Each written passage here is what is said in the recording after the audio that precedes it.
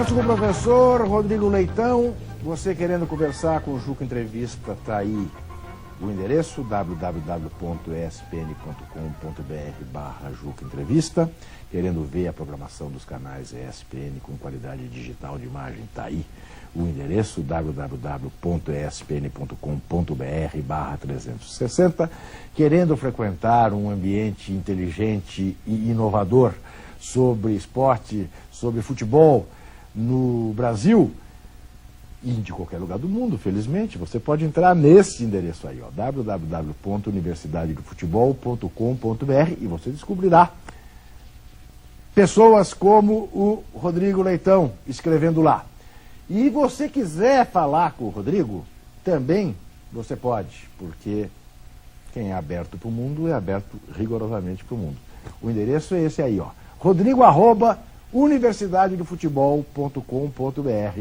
Mais fácil impossível. Rodrigo, quando você se refere a essa experiência do Barcelona, primeiro, estamos falando de uma experiência que passa a ser implantada com a chegada de um treinador, ou isto é uma filosofia que está lá e que, independentemente de treinadores, é uma coisa que tem um curso que segue normalmente? Isso é bem interessante, porque é uma filosofia de trabalho, né? Quer dizer, primeiro, como uma empresa, o profissional que é contratado para trabalhar lá, quer dizer, o treinador no caso, ele entende, a empresa funciona assim. Nós queremos você porque você tem o perfil que a gente acredita ser útil para a empresa, você se enquadra ao perfil da empresa. A empresa é assim, você quer dizer, não é uma... Ninguém tem ideias mirabolantes para mudar tudo. As coisas são discutidas dentro de uma filosofia que já está construída, instituída. Nesse particular, saindo um pouco da nossa esteira, você acredita que esse esforço que o Real Madrid está fazendo, de novo, galáctico, mais do que nunca vai esbarrar numa filosofia de trabalho que está pronta no Barcelona e que vai ser difícil superar? Bom, comparando filosofia, com certeza o fato do Barcelona já ter isso instituído já e sólido há muito tempo, né? Isso é um complicador para os seus adversários. No caso do Real Madrid, é aquela velha história, né? O Real Madrid já teve outros momentos, grandes times, vários jogadores ali de ponta, e às vezes com resultados e muitas vezes sem resultados efetivos. Porque o que falta, quer dizer, eu não sei como é que está lá agora, mas a essência é, se não tiver uma filosofia, se não tiver um caminho, se não tiver para onde ir, não adianta ter uma série de jogadores, porque os próprios jogadores vão sofrer com isso, porque eles vão sentir que, poxa, somos aí um monte de jogadores bons, mas não estamos conseguindo constituir uma equipe que realmente vença, né? Quer dizer, a filosofia, ela acaba sendo muito importante. Claro, o jogador é o cara que vai fazer o gol, o jogador é o elemento, né? É o elemento máximo ali, mas como o próprio Real Madrid, se a gente não tiver a filosofia, se não tiver a coisa sistematizada, se não tiver o todo organizado, uma andorinha só não vai fazer verão. Se a gente puser numa linha do tempo, Rodrigo, como é que você encara, como é que se deu essa evolução do treinamento, né, da preparação dos times?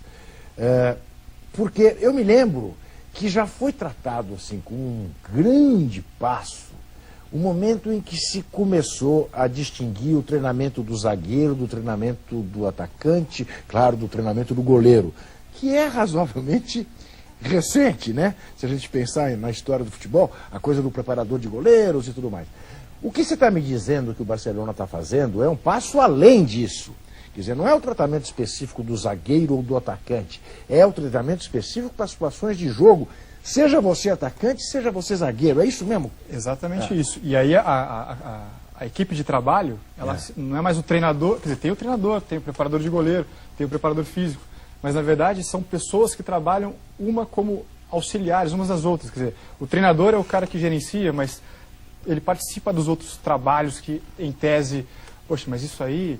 O preparador de goleiro, ele entende o processo da equipe. Os goleiros, você vê o goleiro, vou colocar aqui o goleiro do Barcelona, mas a gente pode ver outros goleiros pela Europa, coisa que no Brasil, você está na arquibancada, você passa mal, né? Porque a bola foi recuada do zagueiro para o goleiro, no Brasil a torcida naquele frisson, e se o goleiro não dá um chutão... Só o Rogério Ceni escapa disso, né? Só o Rogério Ceni. E lá você vê, às vezes, o Barcelona tentando ser pressionado, né, como tentou ser pressionado lá pelo Manchester, e aí desafoga com o goleiro, e o goleiro, quando o ataque sobe para marcar o goleiro, você acha que ele vai dar um chutão, ele abre o jogo ali, e aí o ataque fica perdido. Quer dizer, por quê? Isso não é... o cara tem talento, Sim, claro. Mas ele tá treinado, ele está sendo estimulado para conseguir resolver aquilo, porque ele faz parte, não são 10 mais o goleiro, é todo mundo, a equipe é um todo, é uma coisa só, né? Tem uma coisa, Rodrigo, queria a tua opinião, que quando alguns poucos de nós falamos, em regra causa um certo mal-estar, como se fosse, enfim, ainda o velho complexo de vira-lata nacional, que é o seguinte, o jogador argentino, por exemplo, o jogador médio, não estou falando do Messi, nem do Maradona, nem do Pelé, nem do Garrincha, nem do Tostão. O jogador médio argentino entende mais o jogo de futebol do que o jogador médio brasileiro. É mais inteligente taticamente. Se situa melhor geograficamente, inclusive, quando vem jogar no Brasil. Ele sabe que há uma diferença do estilo de jogo gaúcho para o estilo de jogo carioca, ou paulista, ou mineiro, ou do norte e nordeste.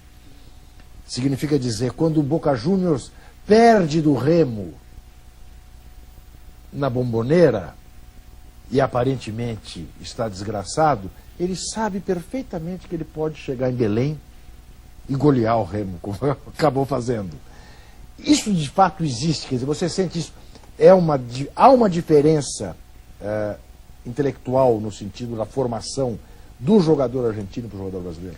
Eu diria que no processo de formação, né, eu estive na Argentina há 2 ou 3 anos, não me lembro, existia uma coisa bem estruturada com relação à formação dos jogadores, né? Quer dizer, os treinadores eram submetidos a cursos, recebiam informações, o trabalho deles era o tempo todo motivo de discussão, quer dizer, as coisas eram feitas de uma forma o tempo todo reconsiderar o planejamento para ver se as coisas estão saindo conforme deveria sair dentro do processo de formação do atleta. Eu diria assim, isso é uma coisa muito comum na Argentina. Não vejo como comum no Brasil. Isso já é uma diferença importante. Por quê? Porque, primeiro, você vai para a base trabalhar no Brasil, bom, o nosso objetivo é formar jogadores, legal. Você perdeu 3 jogos, peraí, a gente precisa ganhar.